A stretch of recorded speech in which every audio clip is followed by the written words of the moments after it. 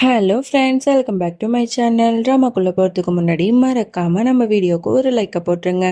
சரி வாங்க ட்ராமாக்குள்ளே போகலாம்.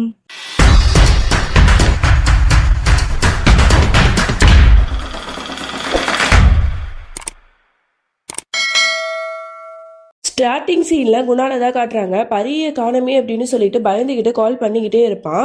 இங்கே வந்து இஷானுக்கு தான் கால் பண்ணியிருப்பான். அவன் வந்து எல்லா பிள்ளைங்க கூடயும் விளையாண்டுட்டு இருக்கிறதுனால அந்த ஃபோன் வந்து ரிங் ஆகுறது தெரியாது.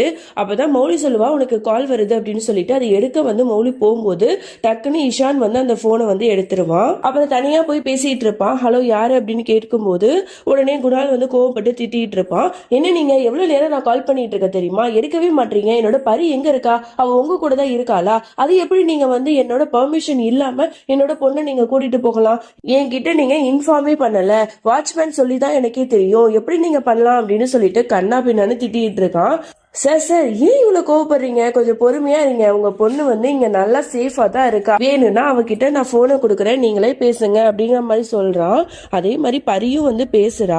ஹலோ அப்பா அப்படிங்கிற மாதிரி சொன்னோன்னு தான் அவனுக்கு வந்து அப்படி மூச்சே வருது, நிம்மதியா இருக்கு. பரி என்னம்மா எப்படி இருக்க, நீ நல்லா இருக்கல்ல அப்படின்னு கேட்க, அப்பா நான் ரொம்ப நல்லா இருக்கேன், இங்க வந்து என்னோட ஃப்ரெண்டு வீட்டுல தான் இருக்கேன், அவங்க எல்லாருமே நான் ரொம்ப நல்லா பாத்துக்கிறாங்க அப்படிங்கிற மாதிரி சொன்னோன்னு, ஓகேம்மா ஐம் ரியலி சாரி பரி, நான் வந்து ஒரு எமர்ஜென்சியான ஒர்க்ல மாட்டிக்கிட்டேன், அதனாலதான் வந்து உன்னை கரெக்டான நேரத்துல பிக்கப் பண்ண வர முடியல, என்னை மன்னிச்சிடுமா அப்படிங்கிற மாதிரி சொல்ல, பரவாயில்லப்பா விடுங்கப்பா, நீங்க வந்து எப்போ வரீங்க அப்படிங்கிற மாதிரி சொல்ல, இப்போ உடனே வந்து உன்னை கூட்டிட்டு போறேன் சரியா அப்படிங்கிற மாதிரிலாம் வந்து அவன் சொல்லிட்டு இருக்கான். அப்புறம் வந்து இஷான் வந்து சரி வாங்க நம்ம ரெஸ்டாரண்ட்ல தான் அவர் வர சொல்லியிருக்காரு, அங்க போய் பரிய வந்து நம்ம விட்டுட்டு வந்துடலாம் அப்படிங்கிற மாதிரி சொல்லிட்டு எல்லாருமே ஃபேமிலியோட கிளம்பி ரெஸ்டாரண்ட்டுக்கு தான் போறாங்க. அப்ப ஜாலியா வந்து மௌலி எல்லா பசங்கள்ட்டையும் பேசி சிரிச்சிட்டு இருக்கும் போது அவளுக்கு வந்து ஒரு கால் வருது. இந்த மாதிரி வந்து எமர்ஜென்சி மேடம், சீக்கிரமா ஹாஸ்பிட்டல் வாங்க அப்படின்னு சொல்லிட்டு, ஓகே நான் வரேன் அப்படின்னு சொல்லிட்டு அவளும் கிளம்புறதுக்கு ரெடி ஆயிடுறா. அப்பதான் வந்து இஷான்ட்ட சொல்லிட்டு இருக்கா, சாரி இஷான், என்னால வந்து இப்ப வெயிட் பண்ண முடியாது, எனக்கு வந்து எமர்ஜென்சியான ஒரு ஒர்க் இருக்கு, நான் ஹாஸ்பிட்டல் போகணும், நீ வந்து மிஸ்டி பரிய பாத்துக்கிறியா அப்படிங்கிற மாதிரி சொல்லும் போது, ஓகே இதுல என்ன இருக்கு, இதுல நானே பாத்துக்கிறேன், நீ ஒன்னும் டென்ஷன் ஆகாத, அப்புறம் வந்து தேங்க்ஸ்ன்னு மட்டும் சொல்லாத, இது வந்து கடமை தான் புரியுதா, நீ போய் உன் வேலையை பாரு, நான் இவங்க 2 பேரையும் பத்திரமா பாத்துக்கிறேன் அப்படிங்கிற மாதிரிலாம் வந்து சொல்றான். தேங்க்யூ சோ மச் ஷான், என்னை வந்து புரிஞ்சுக்கிட்டதுக்கு, ஓகே நான் கிளம்புறேன் அப்படிங்கிற மாதிரிலாம் அவ சொல்லிட்டு, பரி நீ நல்லபடியா உன்னோட அப்பா கூட போ, ஓகேவா நம்ம நெக்ஸ்ட் டைம் மீட் பண்ணலாம் அப்படிங்கிற மாதிரி சொன்ன உடனே வந்து பரி கேட்குற, ஆண்டி என்னோட அப்பாவை நீங்க பார்க்க மாட்டீங்களா அப்படிங்கிற மாதிரி கேட்ட உடனே அவளுக்கே ஒரு மாதிரி ஆயிடும். அதே சமயம் கரெக்டா இங்க குணால் வந்து கரெக்டா அந்த இடத்துக்கும் வந்துடுறான். அப்படியே கால் பண்ணிட்டு அப்படியே போனை பார்த்துக்கிட்டே இருக்கான். இப்ப மோலி சொல்றா, இந்த பாருமா உன்னோட அப்பாவை நான் இன்னும் நாளைக்கு வந்து மீட் பண்றேன், ஓகேவா இப்ப எனக்கு ஒர்க் இருக்கு அதனாலதான் அப்படின்னு சொல்லிட்டு அவளும் அந்த இடத்த விட்டு அப்படியே வந்து போனை பார்த்துக்கிட்டே அந்த இடத்த விட்டு கிராஸ் பண்ணி போறா. குணாலும் வந்து இவளை கிராஸ் பண்ணி தான் வரான். அப்ப வந்து குணாலோட கார் கீ வந்து கீழே விழுந்துருது. அவன் அதை எடுத்துட்டு அப்படியே திரும்பி பாக்குறான். அவனுக்கு வந்து ஒரு மாதிரி ஒரு ஃபீல் ஆகுது, டவுட்டா இருக்கு, யார் இந்த பொண்ணு அப்படிங்கிற மாதிரியே பார்த்துட்டு இருக்கான். ஆனா மௌலியோட ஃபேஸை வந்து அவன் பார்க்கல, அதோட அவன் போயிடுறான். அதோட மௌலியும் இவனை திரும்பி பாக்குறா. அதோட அவனுக்கும் எப்படி கால் வந்தோடனே அந்த இடத்த விட்டே போயிடுறா. இந்த சீன்ல 2 பேரும் ஒருத்தருக்கு ஒருத்தர் மீட் பண்ணாமலே போயிடுறாங்க. அப்பா வந்துட்டீங்களா அப்படின்னு சொல்லிட்டு அங்க பரி வந்து கத்துறா. அப்பதான் வந்து குணால் வந்து பரிய பாக்குறான். அப்போ கரெக்டா வந்து மிஸ்டி சொல்றா, அப்பா வந்துட்டாரு, பரியோட அப்பா வந்துட்டாரு அப்படிங்கிற மாதிரி சொன்ன உடனே மிஷானுக்கே ஒரு மாதிரி ஆயிடுது. அப்படியே அவனும் திரும்பி பாக்குறான். அதோட பரிய தூக்கி வச்சுட்டு அப்படியே குணால் வந்து கொஞ்சிட்டு இருக்கான். இது எல்லாத்தையுமே ரொம்ப பாவமா நம்ம மிஸ்டியும் பார்த்துட்டு இருக்கா.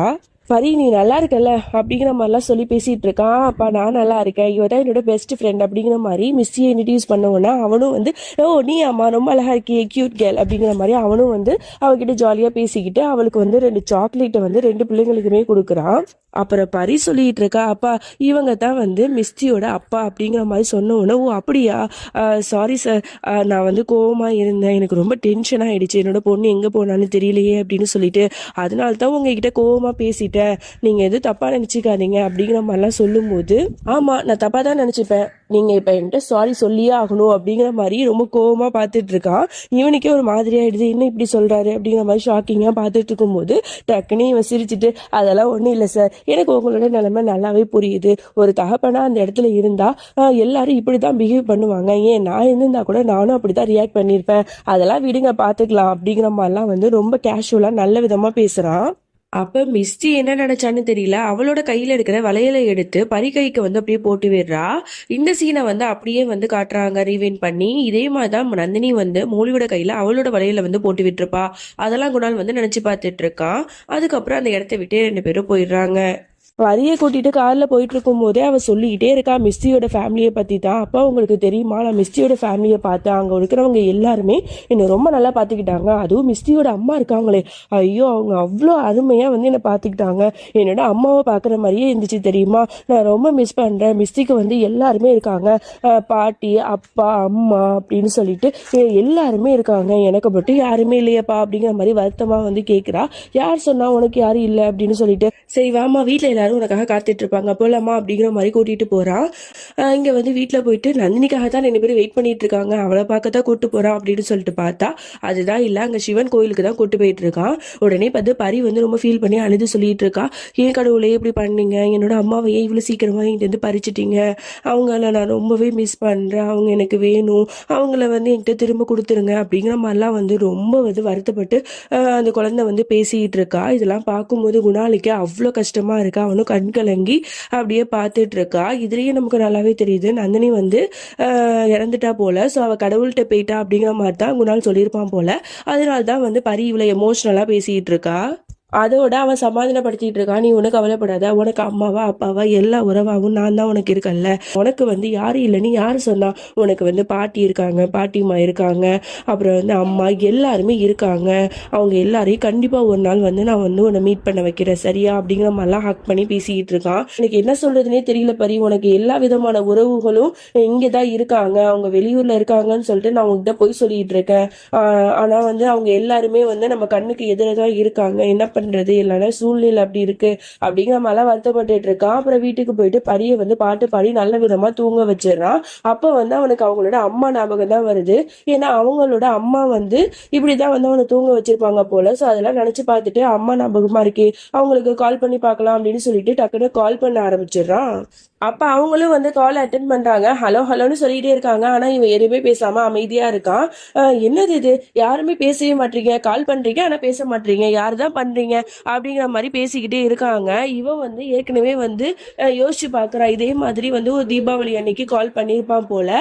அப்போ வந்து அவங்க அம்மா வந்து கண்ணா பின்னான்னு திட்டிருப்பாங்க.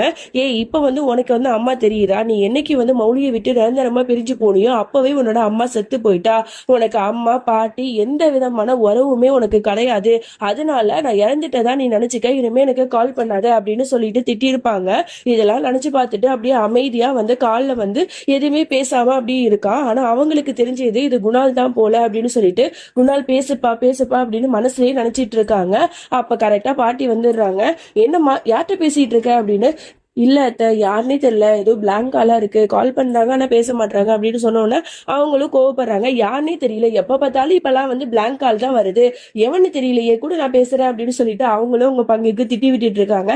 ஏப்பா உனக்குலாம் அறிவே இல்லையா, இதே பொழப்பா நீ சுத்திட்டு இருப்பியா, எங்களுக்கெல்லாம் வீட்டுல வேலை இல்லை, எப்ப பார்த்தாலும் கால் பண்ணிட்டு எதுவுமே பேசாம இருக்க, என்ன நினைச்சிட்டு இருக்க, இப்பெல்லாம் பண்ணினா சரியா இருக்காது சொல்லிட்டேன் வைஃபோன அப்படின்னு சொல்லிட்டு கோவமா வச்சிடுறாங்க. ஏன் இவ்வளவு கோவமா பேசுனீங்க அப்படிங்கிற மாதிரி கேட்கும்போது, நீ என்ன நினைச்ச, குணால் தான் உனக்கு கால் பண்ணிருப்பா அப்படின்னு நினைச்சியா, அவெல்லாம் உனக்கு கால் பண்ணிருக்க மாட்டான், அப்படியே கால் பண்ணாலும் அவன் கிட்ட பேசுறதுக்கு என்ன இருக்கு, அவனோட உறவை தான் நம்ம முடிச்சாச்சு இல்ல, மௌலிக்கு அவன் பண்ண துரோகத்துக்கு நம்ம அவனுக்கு கொடுத்த தண்டனை தான் இதெல்லாம், நீ இனிமே வந்து அவனை பத்தி யோசிக்கிறத நிறுத்து அப்படின்னு சொல்லிட்டு அவங்க அங்கேருந்து கோவமா போயிடுறாங்க. அடுத்த நாள் ஆகுது. இங்க இஷானை தான் காட்டுறாங்க. அவன் மிஸ்டிட்ட ஜாலியா பேசிட்டு இருக்கான். இன்னைக்கு எங்கேயாவது வெளில போலாம்ப்பா ப்ளீஸ்பா அப்படிங்கிற மாதிரி அவ சொல்றா. ஓகே இன்னைக்கு சண்டே தானே, நம்ம எங்கேயாவது வெளில போலாம், சினிமாக்கு போலாமா அப்படிங்கிற மாதிரி சொல்லிட்டு இருக்கான். ஓகே ஃபேமிலியோட நம்ம எல்லாரும் போலாம் அப்படின்னு சொல்லிட்டு இங்க ஜாலியா பேசிட்டு இருக்கும்போது அங்க மௌலி எப்போதும் போல கால் பண்ணி பேசிட்டே வந்துட்டு இருக்கா.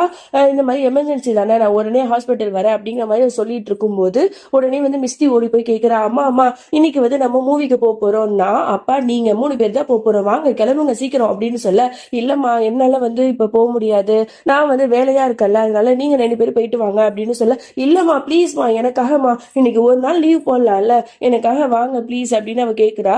இல்லம்மா நான் வந்து எப்படி வர முடியும், எனக்காக அங்க பேஷண்ட் எல்லாம் வெயிட் பண்ணிட்டு இருப்பாங்க, நான் வர முடியாதுடா புரிஞ்சுக்க அப்படின்னு அவ ரொம்ப பொறுமையா எடுத்து சொல்றா. ஆனா மிஸ்டிக்கு அதெல்லாம் புரியவே இல்லை. அவ ரொம்பவே கோவமா கத்த ஆரம்பிக்கிறா. நீங்க எதுக்கு எப்ப பார்த்தாலும் இப்படியே இருக்கீங்க, நீங்க எப்ப பார்த்தாலும் வந்து வேலை வேலைன்னு ஓடிக்கிட்டே இருக்கீங்க, என்ன என்ன நீங்க கவனிச்சிக்கவே மாட்டீங்க, நீங்க ரொம்பவே பேடான அம்மா, உங்களுக்கு என்ன பத்தின எந்த கவலையுமே இல்ல, உங்களை பார்க்கும்போதெல்லாம் எனக்கு கோவமா வருது, எதுக்கு இப்படி இருக்கீங்க அப்படிங்கிற மாதிரிலாம் ரொம்ப வந்து வார்த்தையை விட்டு பேசிடுறா. இதை கேட்டு அங்க எல்லாருக்குமே பயங்கர ஷாக்கா இருக்கு. முக்கியமா வந்து மோனிக்கு அப்படியே ரொம்பவே கஷ்டமாயிடுது. அப்படியே அழுதுட்டே வந்து அப்படியே பார்த்துட்டு இருக்கா. அதோட இந்த பாட்டை நம்ம முடிச்சுக்கலாம். இதுக்கப்புறம் என்ன நடந்துச்சு அப்படின்னு சொல்லிட்டு நம்ம நெக்ஸ்ட் பார்ட்ல பார்த்து தெரிஞ்சுக்கலாம். அது வரைக்கும் என்னோட காத்திருங்கள். Bye friends.